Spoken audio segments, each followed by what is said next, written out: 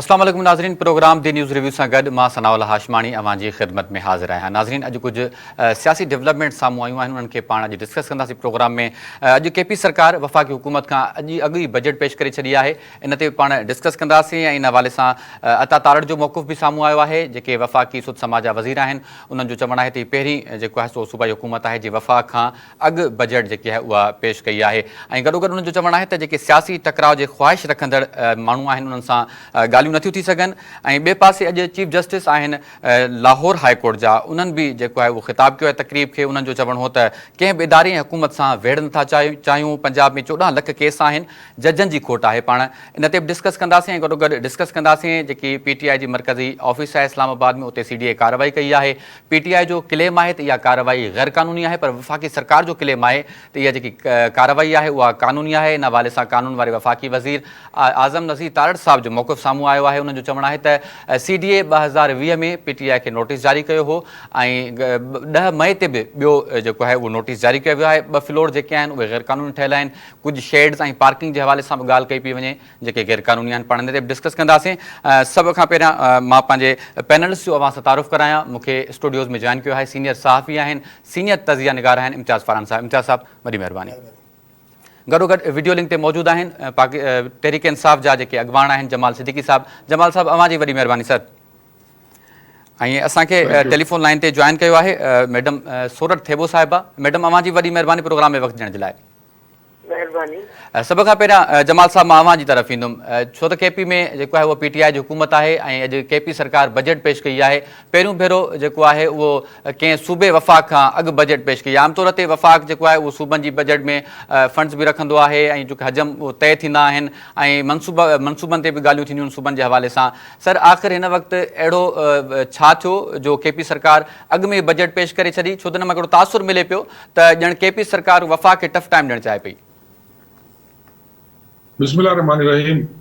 ॾिसो, इहो को आइन में या कानून में कहिड़ी शर्त त कोन्हे त सूबा जेका आहिनि वफ़ाक़ खां पोइ बजट ॾींदा। उहो हिकिड़ी हूंदी आहे ॻाल्हि कर्टेसी त भई ठीकु आहे, पहिरियों वफ़ाक़ पंहिंजो बजट ॾेई छॾे, पोइ सूबा उन्हनि खे ॾिसी बजट पेश करे छॾंदा। सही। ऐं अगरि ॾिसी बजट पेश करण जी जेकी रिवायत आहे उहा हिकिड़ी कर्टेसी हुई। हिन में को आइनी कानूनी हिच कोन्हे त जंहिंजे करे को बाउंड हुजे त लाज़मी इहो ई करिणो आहे, अहिड़ी को बाउंडिंग कोन्हे। ऐं अगरि सूबो को सम्झे थो या अगरि सिंध सूबो सम्झे थो त भई असां पोइ 3 टेन्योर खां हिते हुकूमत था कयूं, असां बहितर अंदाज़ में सिंध जो बजट पेश करे सघूं था, असां पंहिंजे माण्हुनि खे जेका फैसिलिटी ॾेई सघूं था, रिलीफ ॾेई सघूं था, उहा असां वफ़ाक़ जे बजट जे बग़ैर बि जेको असांखे ॾियणो आहे असां ॾेई सघूं था। त को बि सूबो पंहिंजो बजट पेश करे सघे थो। मां नथो सम्झां त को कहिड़ी ॻाल्हि आहे। अगरि हिन जो मतिलबु इहो असांजी वफ़ाक़ी हुकूमत जो मैसेज वठण थी चाहे, हूंदो इहो आहे न कि हिकिड़ो जेको मुहावरो आहे कि चोर की दाढ़ी में तिनका। हाणे वफ़ाक़ी हुकूमत खे अगरि इहो तशवीश आहे कि असां PTI सां मुसलसल पोइ PDM गवर्नमेंट खां वठी निगरान गवर्नमेंट में बि कंटिन्यू कंदे हाणे बि इन 3 गवर्नमेंट्स जो कंटिन्यूएशन हले पियो त PTI गवर्नमेंट जे ख़िलाफ़ जेकी बि कार्रवाइयूं हलनि थियूं नाहक, नाजाइज़, गैर कानूनी, उहो उन्हनि खे ख़बर आहे त असां इहे सभु कुझु ग़लति कयूं था PTI हुकूमत सां। त उन्हनि खे इहो ई महसूसु थींदो त शायदि PTI को असां सां माज़ हराई थी चाहे या PTI वफ़ाक़ सां मिली जुली नथी हलणु चाहे। त ॾिसो न, ॻाल्हि इहा आहे त अगरि 4 सूबा आहिनि ऐं हिकिड़ो वफ़ाक़ आहे, अगरि के पीउ जा 4 पुट आहिनि त मां सम्झां थो त उहो हुनजी टोटल काइनात, टोटल हुनजी दुनिया हुन पीउ जे लाइ उहा ई हूंदी आहे त हुनजी 4 औलादूं आहिनि। त अफ़सोस जो मुक़ाम इहो आहे त उहो पीउ पंहिंजी 4 औलादनि सां अलॻि अलॻि रवैयो इख़्तियार थो करे, हिकिड़े सां इंतिहाई दुश्मनी वारो रवैयो थो रखे, हिकिड़े खे दीवार सां लॻाए थो छॾे हर वक़्तु, हुनजे घरनि में थो छापा हणे, हुनजे दफ़्तरनि खे तोड़ फोड़ थो करे। त हिकिड़े पीउ खे अगरि इहो रवैयो रखिणो आहे त पोइ हू छा थो चाहे? उहो इहो थो चाहे त हुनजी औलाद बाग़ी थी वञे हुन सां। दुनिया में अगरि बग़ावत थींदी आहे त उहो अहिड़ी रविश जे करे थींदी आहे। अगरि को माण्हू बग़ावत ते लहंदो आहे उहो सिर्फ़ु इन करे लहंदो आहे, हुन सां नाइंसाफ़ी थींदी आहे, हुन सां नाजाइज़ी थींदी आहे। त छा वफ़ाक़ी हुकूमत खे नज़र नथो अचे इहे सभु कुझु? हिकिड़ी जमात खे तव्हां सफ़ा दीवार सां लॻाइणु चाहियो था, हुनजे माण्हुनि खे तव्हां जेल में रखियो आहे। 65-70 साल जी doctor Yasmin Nashid cancer patient survivor, उहो बि जेल भुगते 1 साल खां। मतिलबु अहिड़े माण्हुनि खे अगरि पोइ अहिड़े रवेश करे सिर्फ़ु उन्हनि खे इहो था चाहिनि की असां डराए धमकाए न रखूं था, त इमरान खान अहिड़ो त को क़दम कोन खयो नून लीग जे ख़िलाफ़ या नून लीग जी क़यादत जे ख़िलाफ़। तव्हां सम्झो था त शायदि पंहिंजे दौर में को अहिड़ो क़दम खयो आहे जंहिंजे करे उहो एॾी निकामी कार्रवाइयूं थी करे। छा बहसियत तजिया निगार मुंहिंजो भाउ इम्तियाज़ फरानी ते वेठो आहे, बहसियत सहाफ़ी, ही हर दौर ॾिसी वेठा आहिनि असांजा सीनियर सहाफ़ी जेका आहिनि, तव्हां जहिड़ा तजिया निगार आहिनि। बिल्कुलु जी। छा अहिड़ी फस्तायत अॼु खां पहिरियों कॾहिं थी कंहिं जमात सां थी, कंहिं माण्हू सां थी, कंहिं लीडर सां थी? इहो सभु सभिनि खे सोचणु खपे कि अगरि असांखे मुल्क हलाइणो आहे, अगरि मुल्क जी मईशत खे असांखे ॾिसणो आहे, तो इकोनॉमिकल स्टेबिलिटी खां पहिरियों तव्हांखे पॉलिटिकल स्टेबिलिटी आणणी पवंदी लाज़मी। सही। अगरि जंहिं मुल्क में बि पॉलिटिकल स्टेबिलिटी न हूंदी तो पोइ ॾाढो मुश्किल आहे हुन मुल्क में इकोनॉमिकल स्टेबिलिटी अचे। ही सभिनि पार्टियुनि खे, सभिनि धुरनि खे सोचणु खपे ही जेको थिए थो छा ही सही पियो थिए, ही जाइज़ पियो थिए हिकिड़ी जमात सां, हिकिड़े लीडर सां? ठीकु आहे। जमाल साहब, वधीक बि अव्हां खां कमेंट वठंदासीं मुख़्तलिफ़ मामलनि ते, पर हिते नून लीग खे रिप्रेज़ेंट कनि पियूं मैडम सूरत थेबो साहिबा, उन्हनि ॾे पाण हलूं था। मैडम, अॼु अता तारड़ जो हिकिड़ो बयानु साम्हूं आयो आहे। उहे चवनि पिया के पी पहिरियों सूबो आहे जंहिं अॻु बजट पेश कई, ऐं गॾोगॾु उहे चवनि था त सियासी टकराव जी ख़्वाहिश रखंदड़नि सां जेके आहिनि उहे ॻाल्हियूं न थींदियूं। जेकॾहिं मैडम सियासी टकराव रखंदड़नि सां ॻाल्हियूं न थींदियूं त पोइ हीअ जेके सियासी मुल्क मां बहिरान आहे इहो कीअं ख़तमु थींदो, ऐं हुकूमत जेकी आहे उहा बि हिकु क़दम अॻिते न ईंदी? पहिरीं त मूंखे हुन अदे जो बि जेको मौक़िफ़ हो उहो सम्झ में कोन आयो, ऐं तव्हांजो ॾिठो कुझु शयूं ॻाल्हियूं सम्झ में आयूं त सियासी टकराव थींदो या सियासी जेको आहे सो थींदो। सो ॻाल्हि हीअ आहे त बजट पेश थींदी आहे, कुझु धुरियुनि खे कुझु एतिराज़ हूंदा आहिनि, उहे एतिराज़ दूर बि कंदा आहिनि। मां सम्झो कोन्हे को, पर मां पंहिंजे हिसाब सां ॻाल्हायां भई बजट जी ॻाल्हि सम्झियमि। एतिराज़ बि थींदा आहिनि, सूबनि खे एतिराज़ थींदा आहिनि, उन एतिराज़नि खे या उन्हनि जी ख़दशनि खे दूर बि कयो वेंदो आहे, उहे बि ॻाल्हियूं थींदियूं आहिनि। सियासत जेको आहे सो या जमहूरियत जो मतिलबु इहो आहे त तव्हां वेही ऐं मसइलनि खे हल कयो। बाक़ी PTI जे हवाले सां जेकॾहिं तव्हां ॾिसंदो त उनखे सवाइ जेको आहे सो हरूभरू जो हिकिड़ो टकराव पैदा करणु ऐं मुल्क में अहिड़े क़िस्म जो माहौल पैदा करणु त जीअं दुनिया में असांजी बदनामी थिए ऐं इन्वेस्टर जेके हींअर धड़ाधड़ अची रहिया आहिनि जेके मुल्क में, ऐं मुल्क जी हालत बहितर थी रही आहे उहा न थिए।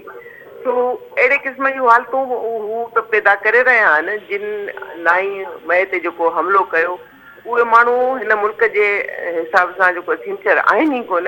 त ज़ाहिर आहे हू बजट में बि रुखनो विझंदा त हू ॿियनि मसइलनि में बि हर वक़्तु रुॻो इन जी इहा सोच आहे त किथे न किथे रुकावटूं विझजनि हुकूमत में।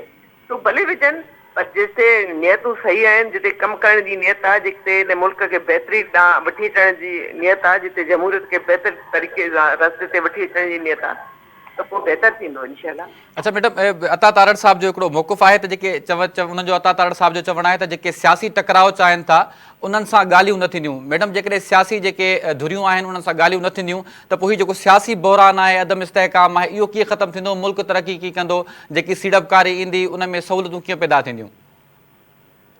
कंहिंजो मौक़िफ़ आहे मैडम? अता तारड़ साहब जो उन्हनि प्रेस कॉन्फ्रेंस कई आहे कुझु टाइम पहिरियां। अता तारड़ साहब जो मौक़िफ़ आहे, ॾिसो ॻाल्हि हीअ आहे त तारड़ साहब जंहिं जेको आहे सो हुन नियत सां ॻाल्हि कई आहे उन हिसाब सां हुन बहितर कयो आहे त जेके माण्हू इहो नथा चाहिनि त हीउ मुल्क कंहिं बहितर तरीक़े सां वञे, मुल्क जे लाइ न, हू पंहिंजे लाइ, हू ज़ात लाइ चाहिनि था, कंहिं न कंहिं तरीक़े सां हू रुकावटूं विझणु चाहिनि था, कंहिं न कंहिं तरीक़े सां इंतिशार पैदा करणु चाहिनि था। हाणे इंतिशारी माण्हुनि सां या बेतमाद वारे माण्हुनि सां जेके मुल्क जा सॼण कोन्हनि, जेके इदारनि ते हमिलो कनि था, जेके क़ाइदे आज़म जे हाउस ते हमिलो कनि था, जिन तव्हां ॾिठो त शुरू खां वठी कंटेनर जे दौर खां वठी इहे कूड़ा अलाप ॻाल्हाईंदा रहिया, उन खां वठी तव्हां ॾिसंदो त कहिड़े क़िस्म जो हुननि माहौल पैदा कयो जेको अॼु ताईं असां भोॻूं पिया। सो ज़ाहिर आहे अहिड़े क़िस्म जे माहौल में त ॻाल्हि नथी थी सघे न। ठीकु आहे मैडम, तव्हांजो मौक़िफ़ अची वियो। इम्तियाज़ साहब, मां अव्हां जी तरफ़ अचां। हिकिड़े पासे KP जो सूबो आहे, सूबाई सरकार आहे, ऐं ॿिए पासे वफ़ाक़ी सरकार आहे। लॻे ईअं पियो ॼण का जंग पई हले। आख़िर जेकॾहिं सूबो ऐं वफ़ाक़ पाण में मसइला अफ़ाम तफ़हीम सां हल न कंदा त सियासी इस्तेहकाम कीअं ईंदो?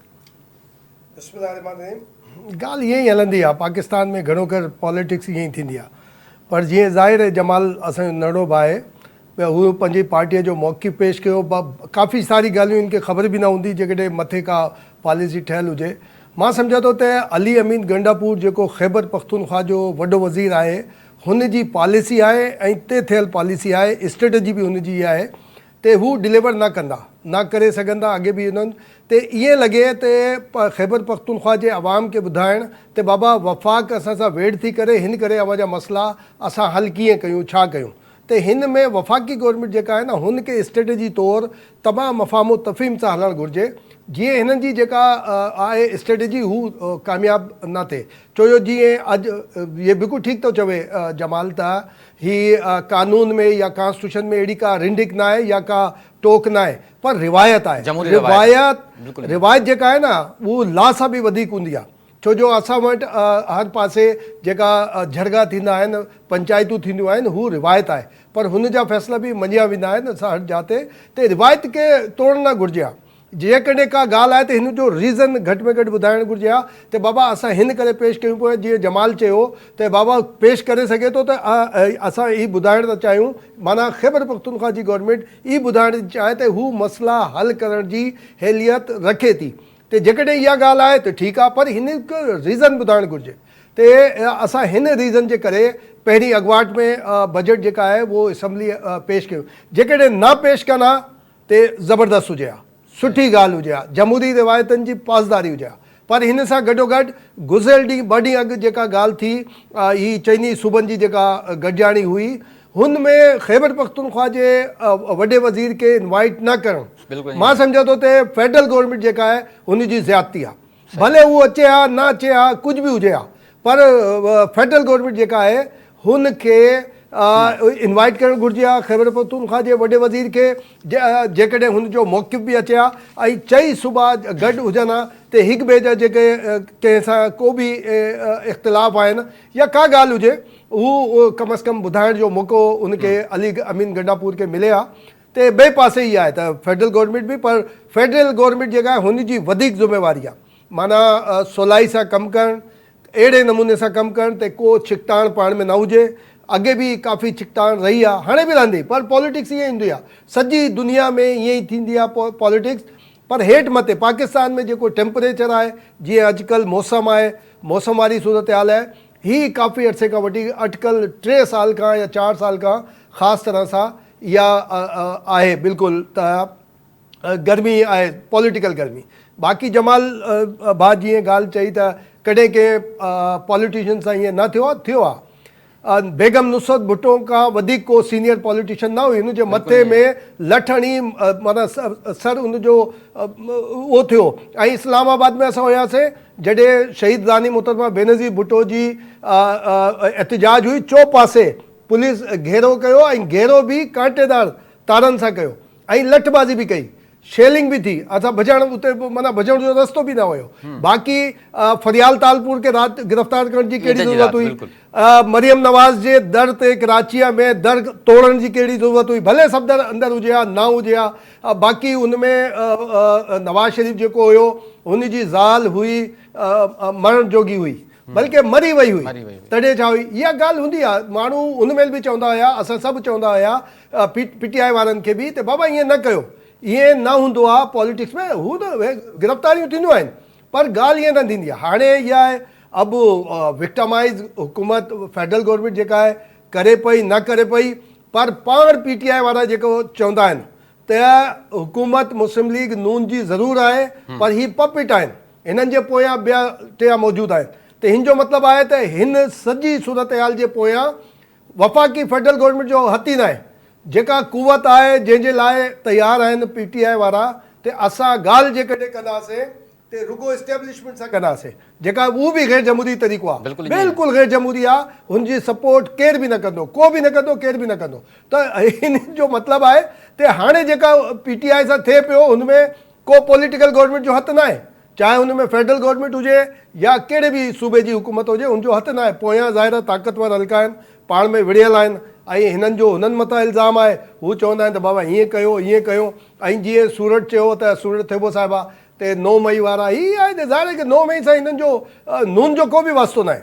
नून जो भले PDM जी जॾहिं गवर्नमेंट हुई PDM हुन में छो माना हिन ते कार्रवाई न कई। हाणे छो चवनि था ते 9 मई जो आहे त अॻिते वधणु घुरिजे मुस्लिम लीग नून खे, वञे सुप्रीम कोर्ट चवे त बाबा ही जेका फ़ौजी अदालतुनि जे विच में स्टे कयो आहे छो कयो आहे। हाणे मुंहिंजी सम्झ में जजनि जी बि नथी अचे, अदालतुनि जी बि नथी अचे। ही जेको APS वारो आर्मी पब्लिक स्कूल वारो जॾहिं वाक़ियो थियो त नेक्टा जा लॉ ठहिया, नेक्टा जो जेको लॉ ठहियो हो हुन में 21 पॉइंट जेका आहिनि हुन में सभु ॻाल्हियूं आहिनि त बाबा दहशतगर्दी जी कंहिं ते कलम लॻंदो, छा हूंदो, कीअं हूंदो, ऐं बाक़ी जेका आहिनि हू हीअ फ़ौजी अदालतुनि जो मामिलो। ख़ुदि PTI जे दौर में 18 ॼणनि खे फ़ौजी अदालतुनि तरफ़ां सज़ा हुई। हिकिड़ो too young brigadier, retired brigadier जो छोकिरो हुयो, हू रुगो ख़त लिखियो कोर कमांडर्स खे ऐं बाजवा साहब खे त बाबा ही जेको कयो पिया माना ही PTI गवर्नमेंट जे हवाले सां हुन ख़त लिखियो, अस्करी अलाए छा नालो हुयो हुनजो, त ख़त लिखियो त बाबा ही ग़लति प्रोजेक्ट ठाहियो आहे, हिन सां प्रॉब्लम पैदा थींदियूं। वरी साबित थियो न, पर छा थियो फ़ौजी अदालत तरफ़ां हुनखे सज़ा ॾिनी वई 20 सालनि जी, मुंहिंजे यादि थो अचे 20 सालनि जी सज़ा हुई। 18 ॼणनि खे फ़ौजी अदालतुनि मां सज़ा मिली PTI जे दौर में। पोइ जॾहिं इहा रिजिम आई, इहे पंहिंजो जनरल आसिम साहब आयो तॾहिं हुनखे माफ़ी मिली, उहो हुन समेत बाक़ी ॿियनि टियनि खे बि मिली। त हिन करे पॉलिटिकल पार्टी हिन महिल जेका मुस्लिम लीग नून आहे हुनखे बि सोचणु घुरिजे त जेकॾहिं हू को एक्सिस कंदी वरी हुनखे बि भोगणो पवंदो। इहा ई सूरत हाल PTI सां आहे। जेकॾहिं PTI पॉलिटिकली हले आहे, डेमोक्रेसी जे हवाले सां हले आहे त कुझु बि न। असांजे साफ़ियुनि मथां हमला न थिया, सभु मथां हमला थिया, मुंहिंजे मथां 2-3 भेरा इहे थिया, सभु इहे हूंदा आहिनि। पर सभिनी पॉलिटिकल जेका पार्टियूं आहिनि हुननि खे सोचणु घुरिजे, हुननि खे रुगो ही करणु घुरिजे त बाबा under the constitution, with in the constitution मामलनि खे हलाइणु घुरिजे, पोइ अहिड़ी ॻाल्हि न थींदी। ठीकु आहे जमाल साहब, मां अव्हां खां मौक़िफ़ ॼाणणु चाहींदुमि। अॼु अदालत जो बि वाज़े मौक़िफ़ आयो आहे, अदालतूं बि चवनि थियूं त हाणे असां कंहिं इदारे या कंहिं ॿिए कंहिं सां वेहणु नथा चाहियूं, हुकूमत सां वेहणु नथा चाहियूं, वाज़े कयो आहे Lahore high court chief justice. ॿिए पासे अदालतुनि तरफ़ां रिलीफ बि नज़र अचे पियो PTI खे। सर आख़िर डेडलॉक किथे आहे, ॻाल्हियुनि जे तरफ़ छो न पिया वधनि, जेके सियासी धुरियूं आहिनि उहे छो न पियो अॻिते अचनि? ॾिसो, तव्हां अगरि सम्झो था त अदालत जे तरफ़ां असांखे को रिलीफ थो मिले, तव्हांखे कल्ह राति जेको असांजे पार्टी जे सेंट्रल सेक्रेटरिएट खे तोड़ियो वियो आहे, सील कयो वियो आहे, उन में अदलिया जो त को रोल न आहे। न मां चवां नाहक कयो वियो आहे। बिल्कुलु त इहो जेको इंतिज़ामी मशीनरी ऐं इहे जेके ताक़तूं आहिनि उहो अॼु बि इन ॻाल्हि जे हक़ में आहिनि कि PTI खे दीवार सां लॻाइणु खपे। यानी उहो इमारत जेका 2017 में वरिती वई ऐं जहिड़ी शक्ल में आहे ओड़ी शक्ल में वरिती वई आहे, हिन में हिकिड़ी ईंट न लॻाई वई आहे। पोइ बि इल्ज़ाम इहो आहे त भई 2 फ्लोर असां ग़लति ठाहिया आहिनि। जहिड़ी बिल्डिंग में असां त उन बिल्डिंग में त ऑफिस इस्तेमालु था कयूं 2017 खां, पर इहो बि इंतज़ामी कार्रवाइयूं आहिनि। मुंहिंजे भाउ इम्तियाज़ फरहान जेकी ॻाल्हि कई त जेको बि थिए पियो उहो नून लीग नथी करे, त मां बि इन ॻाल्हि सां एग्री आहियां। इम्तियाज़ फरहान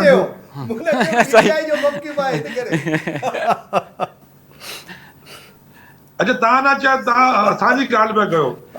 पर ॾिसो इम्तियाज़ हिन में एॾी घबराइण जी ज़रूरत कोन्हे। न असां मसइलो न आहे, असां ते अव्हांखे ख़बर आहे नालो वठी चवंदा आहियूं। भाईजान फैक्ट इहो ई आहे त पाकिस्तान जो जेको जमहूरी निज़ाम आहे उहो 75 सालनि सां कीअं पियो हले उहो तव्हांखे ख़बर आहे। मां त पोएं टॉक शोज़ में इलाही दफ़ा हिन ॻाल्हि जो इज़हार करे चुको आहियां। अगरि को मुंहिंजो दोस्त चवंदो आहे कि भई बुशरा बीबी जी गिरफ़्तारी ते तव्हांखे एतिराज़ आहे, त अदीब फरियाल जी गिरफ़्तारी ते या मरियम साहिबा जी गिरफ़्तारी ते तव्हां छा चवंदव, त मां हुननि खे बि चवंदुमि त गिरफ़्तारी असांजी तरफ़ां कोन थी। मुंहिंजी हिन ॻाल्हि में तव्हांखे सभु जवाबु कंप्लीट मिली चुको हूंदो।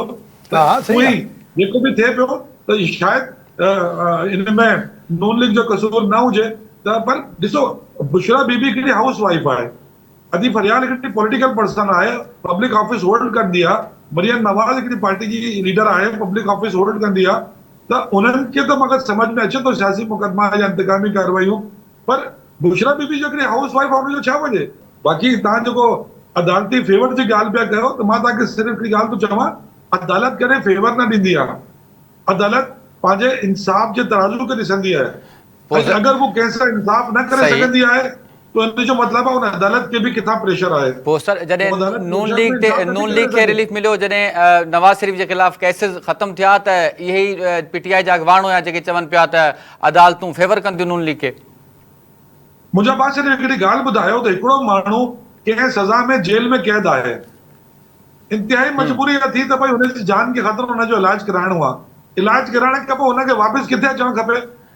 उहो जॾहिं वापसि अची वियो उन खां बाद में बि जेको केसिस ख़तमु थिया, जेके ट्रायल हलिया, उन में बि जेको मौक़िफ़ रहियो पीटीआई जो उहो साॻियो ई रहियो। न न ॾिसो न, अगरि नवाज़ शरीफ़ खे सभु मिली विया त भई हाणे नवाज़ शरीफ़ खे फेवर ॾियणी आहे, तो घटि में घटि इख़्लाक़ी तवाज़ुन त बरक़रार रखो न हिन ॻाल्हि जो कि मुजरिम जिथां वियो आहे हुनखे पहिरियों उतां वापसि मोकिलियो वञे ऐं उतां पोइ हुनखे ॿिए ॾींहुं, टे ॾींहुं, चोथे ॾींहुं तव्हां जेको बि कानून जो बेड़ो गर्क करे हुनखे ॿाहिरि कढणु चाहियो था भले कढो, तव्हांखे तो पाकिस्तान खे बनाना रिपब्लिक उहे बि ठाहिणो आहे, पर घटि में घटि हुनखां इख़्लाक़ी तवाज़ुन तो बरक़रार रखो। ठीक है सिद्दीक़ साहब, ब्रेक जो वक्त थियो आहे, पाण वधूं पिया ब्रेक जी तरफ़। जमाल सिद्दीक़ी साहब वॾी महिरबानी, अवां पंहिंजे मौक़िफ़ खां आगाह कयो। नाज़रीन प्रोग्राम में ॻाल्हि ॿोल जो सिलसिलो जारी आहे, वठूं था मुख़्तसिर ब्रेक ऐं ब्रेक खां पोइ जॾहिं असां वापसि ईंदासीं त ॻाल्हि ॿोल कंदासीं शहीद नसरुल्लाह गैडाणी जे हवाले सां, जेको हथियार बंदन हथां ज़ख़्मी कयो वियो, जंहिं अॼु दम धणी हवाले कयो आहे, उन ते पाण ॻाल्हि ॿोल कंदासीं। वठूं था शॉर्ट ब्रेक ऐं ब्रेक खां पोइ बि हाज़िर थियूं था।